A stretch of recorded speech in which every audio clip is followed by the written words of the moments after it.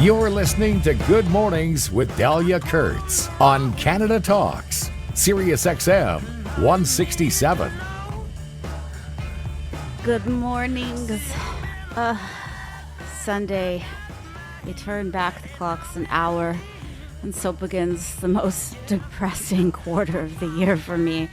Is there a positive to this? Well, one positive is that it got me to book this next guest, and he can help with more than just these Sunday blues, because I bet you underrate the importance of sleep, but it can be life-changing. He is one of Canada's top sleep and fatigue specialists, and I woke him up early just to join us on the show. Clinton Marquardt. Good morning, sir. Good morning, Dahlia. And yes, I am awake more early than I usually am. Thank you. Well, if anything, I could help our sleep specialists not get sleep. The importance of sleep, how much do you think we underrate it? Well, I think we underrate it tremendously. There's more and more research coming out there linking sleep to all sorts of different important facets of our life, everything from mental and physical health to our well-being and even our performance as workers, as friends, as romantic partners. It plays a huge role in all of these different aspects. Yeah.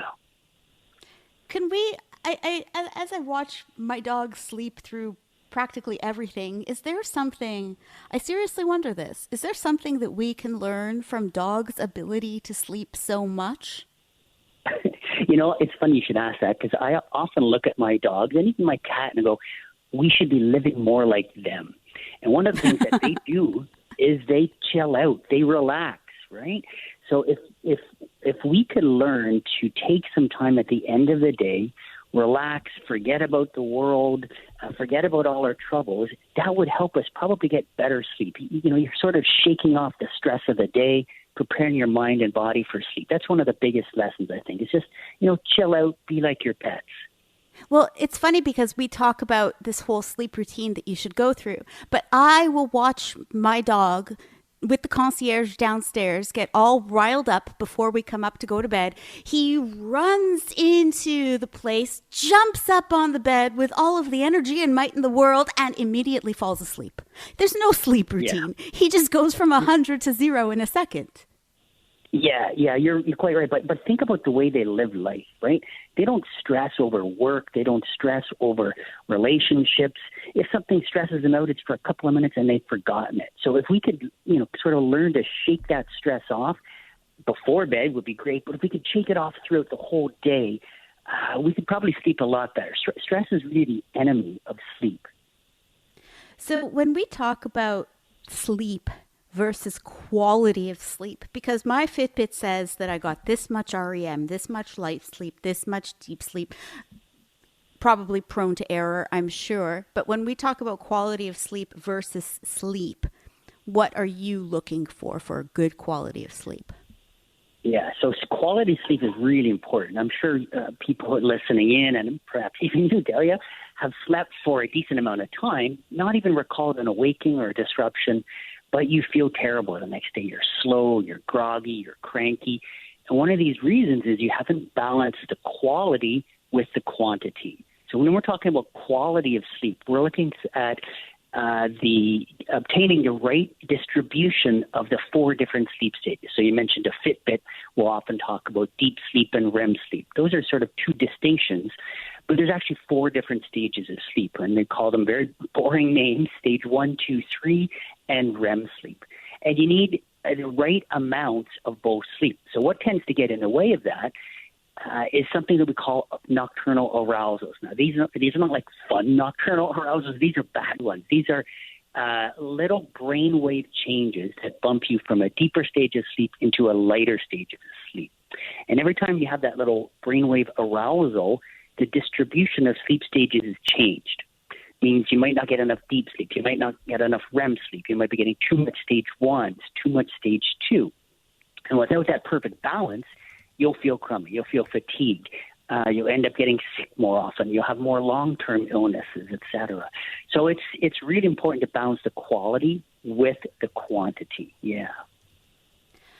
If you're just joining, Clinton Marquardt is with us right now. He's a fatigue and sleep specialist, one of the top in Canada. So I asked him to join because Sunday clocks fall back. And what does this mean for our sleep routine? But I guess even bigger than that is, I know that a lot of people think, well, they're getting that extra hour of sleep, but there also seems to be, for me, and I don't know if others are like that, this ominous feeling where it doesn't necessarily feel good because now we're going to be in more darkness and my body doesn't enjoy that.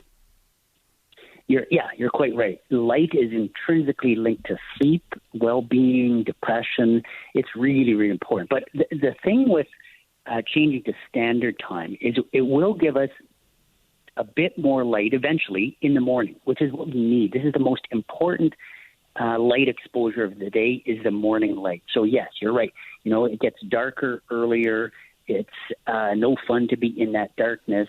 But our biology, our brains and bodies really want the morning light to keep us what we call synchronized with clock time and with sun. That's the most important part here. But there's also, a transition period. Our brains and bodies don't adjust immediately. So we'll often feel a little crummy for a few days after this clock change. But it will eventually help us. The challenge, of course, as you said, is we're now going to be exposed to more darkness at the end of the night. We do have one lucky thing in that we have electricity. So the best thing to do would be to turn on lights at the end of the day. Don't just live in that darkness from 4 p.m. onwards. Try and get whatever artificial light you can, and that will help a little bit. Does it make a difference if you buy the daylight or the soft light when it comes to the light at night? The brain and body really like what we call full spectrum light. Most incandescent and sometimes I think fluorescent as well will give you a good spectrum of light, but not perfectly full spectrum. So if you really want to go after this problem, what you should be buying is a light that's designed for seasonal affective disorder, often called phototherapy units or phototherapy lights or bright light therapy, and that will give you the full spectrum. So all of the colors of the light. So it mimics sunlight. That would be the best type of light to get if you want to be aggressive with dealing with these darker evenings now. Does it make a difference on your phone when it gives you that option, when it goes into that night mode where you get a different type of light, or just don't look at your phone at all? Well, I think it depends on which literature you read, right? So I just read some that said that the colors on our phones at least, maybe even iPad. The colors are important, but what you also have to take into account is the brightness of it. And most of our phones are not bright enough to have much of a difference on it. The other challenge here is that the phone manufacturers haven't published a lot of data around it, right? So we don't know if it's really having much of an effect. But what I say is it can't hurt, right? It's not going to hurt you by using that night shift function or night function oftentimes. What it does is it removes the blue spectrum of light, the blue color of light. And the blue color is the one that has the most effect on melatonin. And the idea is you want melatonin in your brain at night. If you have blue light in your phone and you're looking at your phone, it will scare away melatonin. We call it the Dracula of hormones. It likes darkness to be produced.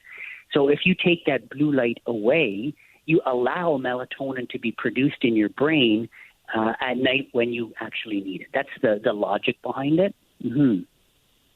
What are the biggest sleep mistakes that you find people making? I feel like we've already talked about a couple of them. I think it's rather than a small mistake like, drinking caffeine too much during the day or getting exposure to light at the wrong time.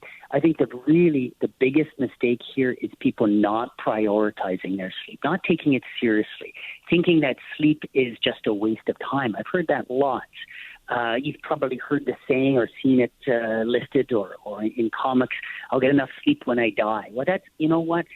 The real thinking now is that if you don't get enough sleep, you will die. That's how serious it really is. So take your sleep seriously. If there's a problem with your sleep, get it fixed. Look at it. Control your stress. Try and keep yourself alive, healthier, longer by focusing on your sleep. If you don't get enough sleep, you will die. Clinton, I never heard you sound so ominous before. Last question. We just have about a minute left in this. When you take a sleeping pill, and I don't mean like the NyQuil, I mean the strong stuff, the good stuff, are you really getting, is that effective? Are you really getting a quality of sleep, or are you just allowing your body to rest and pass out?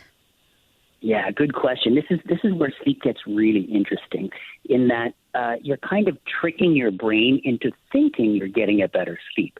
But most of the sleep medications really just change the perception of your quality of sleep. They make sleep feel better, but if you look at what's going on in the brain waves, very few of them actually repair your sleep. So it's really, as I said, tricking your brain into thinking you get better sleep. But that's really important as well. The subjective impression of your sleep often has an impact on how you feel the next day. So if you feel you had a good sleep, even if it's a crummy sleep, you might feel better during the day. So there's sort of a split between mind and brain in this case. So they do work. I don't suggest you use them every single day, but every now and then, it's great to have the feeling of a good night of sleep. Yeah. Tell me about it. Clinton Marquardt, if people want to learn more, if they want to understand sleep and fatigue, because I know that you talk to so many people across Canada about this, how can they find you, sir? Sure. The best way is just go to my website. It's sleepanddreams.com. You have to spell out the and in the middle there, and dreams is plural. So it's sleepanddreams.com.